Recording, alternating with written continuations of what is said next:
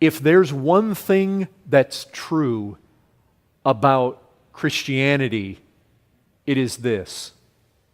It is like the man who finds a treasure in the field and will go and sell all that he has to have it. I guarantee if you find something in this life that you are willing to sell everything to have, and I ask you a question about that treasure you found, you will not be indifferent. It will matter to you. That which you have found to be the most precious thing and the greatest treasure. You can tell when somebody talks to you about the thing they love most. Can you not? I mean, you can. It is not difficult to talk to somebody. I understand you can find the most godly man in the world, and if you take a snapshot of his life, a certain snapshot, it may not overflow with love for Christ. But if you take the whole, it does. And you don't have to be with somebody long before you know what they love. You know, if somebody goes to the same church, or you live at the Grace House, it doesn't take long. You can tell who loves Christ and who doesn't.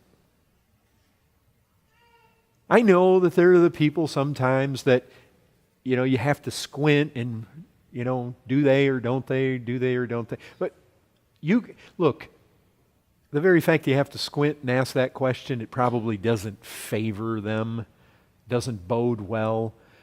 I mean, when Christ says that you have to love Him more than you love all your closest family members, you have to love Him more than your life itself, you have to deny yourself in His behalf, follow Him. I mean, when He's talking about when He's talking about loving God, loving Him, you can tell what people love. That is a question right there to put to people.